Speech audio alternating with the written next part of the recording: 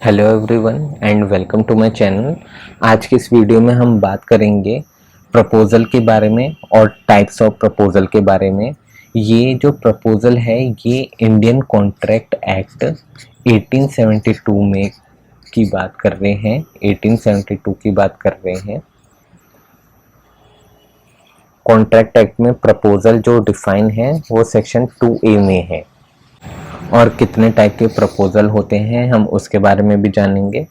अगर आप मेरे चैनल पर नए आए हो तो प्लीज़ लाइक, शेयर और सब्सक्राइब ज़रूर करें। चलिए आगे देखते हैं। पहले हम प्रपोज़ल की डेफिनेशन देखते हैं। ये सेक्शन 2A में डिफाइन है प्रपोज़ल, जिसे हम ऑफ़र भी कहते हैं। इसमें क्या है, when one person signify to another his willingness to do और abstain from doing anything with the view to obtaining the assent of that other to such act or abstinence, he is said to make a proposal। तो अब चलिए हम थोड़ा छोटा छोटा करके अब देख लेते हैं। when one person signify, one person मतलब जो ऑफर है, ऑफरर है, जिसने ऑफर दिया है, या फिर proposer. when one person signify to another, another means offeree, offeree या फिर जो एक्सेप्ट कर रहा है दूसरा जना। और सिग्निफाई का मतलब क्या है, communication. His willingness, willingness means desire जो होती है। To do means positive act. और एब्सटेन फ्रॉम डूइंग एनीथिंग, इसका क्या मतलब हुआ, negative act, negative act. With the view to obtaining the assent, assent मतलब जब हम एक जने की कंसेंट लेते हैं तो उसे असेंट बोलते हैं, और दो जनों की लेते हैं तो उसे हम कंसेंट बोलते हैं। तो हम अभी एक जने की कंसेंट ले रहे हैं, उसे हम क्या कहेंगे, असेंट। हम इधर किसकी असेंट ले रहे हैं, एक्सेप्टेंस की या ऑफरी की। Of that other to such act or abstinence he is said to make a proposal, तो उसे हम प्रपोजल कहेंगे। एग्जाम्पल देख लेते हैं हम।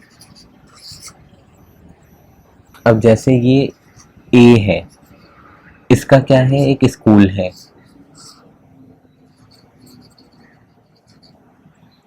ये ए है और ये कौन है, बी। ये कौन है, टीचर, ये टीचर है। तो ए प्रपोजल देता है, क्या प्रपोजल देगा, कि आप टीच करो और मैं आपको पैसे दूंगा। तो ए बी से बोलता है कि आप टीच करो, मैं आपको पैसे दूंगा। लेकिन ये टीच करना क्या है, ये पॉजिटिव एक्ट हो गया। लेकिन बोल रहा है बी से कि आप बस मेरे ही स्कूल में पढ़ाओगे, कोचिंग वोचिंग में नहीं पढ़ाओगे, या अलग से कहीं बाहर कहीं नहीं पढ़ाओगे। तो ये क्या हो गया, नेगेटिव हो गया। तो ये क्या होता है, ये भी प्रपोजल इसे कहेंगे, प्रपोजल। और आपने जैसे रियल लाइफ में भी ऐसे देखते ही होंगे। जैसे ये समझ लीजिए, लड़का है, बॉय है, ये गर्ल है। तो क्या है, ए ने ये गर्ल को रोज दिया और गर्ल जो है उसने एक्सेप्ट कर लिया, तो ये क्या हो जाएगा, ये प्रपोजल हो जाएगा। चलिए अब हम आगे देखते हैं टाइप्स ऑफ प्रपोजल। जो प्रपोजल होते हैं कितने टाइप के होते हैं। तो पहला है स्पेसिफिक प्रपोजल। इसका मतलब क्या है, प्रपोजल मेड टू स्पेसिफिक और a certain group of person. तो अब हम इसे एग्जाम्पल से समझ लेते हैं। जैसे हमने प्रपोजल दिया कि ऐसा करो, आ मेरा ये काम करो, बी से बोल दिया कि आप मेरा काम करोगे, तो ये क्या हो गया, स्पेसिफिक पर्सन को हो गया। या फिर क्या कहेंगे हम, जैसे ए है, उसने प्रपोजल दिया सेम कम्युनिटी को, जैसे जो जितने भी टीचर हैं ये काम करेंगे, तो ये क्या हो गया, एसर्टेन ग्रुप हो गया, लेकिन टीचर को इंक्लूड करा है और किसी को इंक्लूड नहीं करा है इसमें, तो ये क्या हो गया, स्पेसिफिक प्रपोजल। तो मतलब किसी चुनिंदा लोगों को प्रपोजल किया जा सकता है। सेकंड क्या है, जनरल प्रपोजल। तो ये देख लेते हैं, proposal make to public at large and communication not necessary, rather conduct itself communication. तो जो जनरल प्रपोजल होता है वो हम पब्लिक एट लार्ज पर देते हैं, बहुत बड़े पैमाने पर दे देते हैं।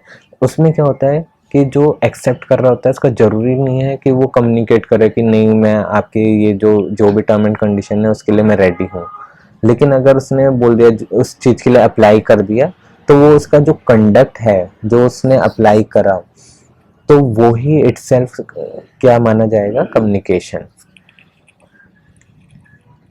तो ये जो है ये हम देख सकते हैं एक एग्जाम्पल के तौर पर, जैसे Carlill versus carbolic smoke ball, जो केस था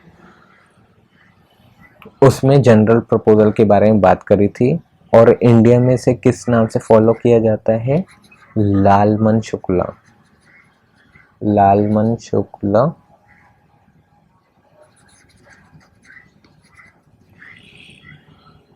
शुक्ला वाले केस से जाना जाता है। चलिए अब हम आगे देखते हैं, क्रॉस प्रपोजल और जीरो प्रपोजल क्या होता है। Proposal is made by the parties. Parties क्या हो गई, जो प्रपोजल कर रही है, मतलब ए हो गया और बी हो गई पार्टीज, अगर बी के साथ और भी हैं सी डी तो वो भी इंक्लूड होंगे। Proposal is made by parties in a same term, same ही टर्म होती है, in such a manner that it can not be determined who make the offer first and it will not arise into a contract, so it will be a zero offer। Cross proposal या zero proposal वो proposal होता है, ये दोनों party बना देती है और सेम ही टर्म होती है, और इससे ये डिसाइड नहीं करा जाता कि किसने सबसे पहले ऑफर करा, दोनों ने एक साथ ही करा होता है, तो उस समय कॉन्ट्रैक्ट अराइज नहीं होता है, वो दर ही खत्म हो जाता है। तो अगर हम इसका कोई केस लॉ भी देखें, तो केस लॉ है इसका टिम वर्सेस हॉफमैन।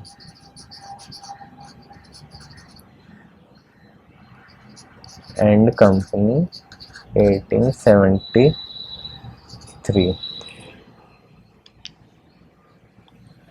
अब क्या है, काउंटर प्रपोजल।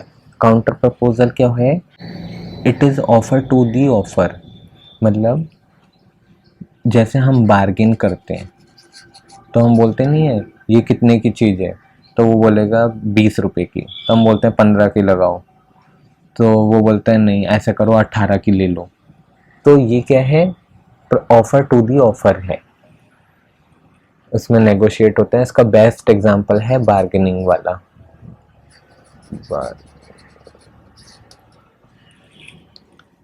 चलिए अब नेक्स्ट लास्ट देख लेते हैं, कंटिन्यूइंग स्टैंडिंग और ओपन ऑफर। इसमें क्या है, proposal which is allowed to remain open for acceptance over a period of time. और जैसे क्या है, एग्जांपल ले लें हम, ए है वो डिलीवरी करता है बैग्स की, चाहे शुगर का हो गया या किसी और चीज़ का भी हो गया, बैग्स की बी की फॉर नेक्स्ट 12 मंथ।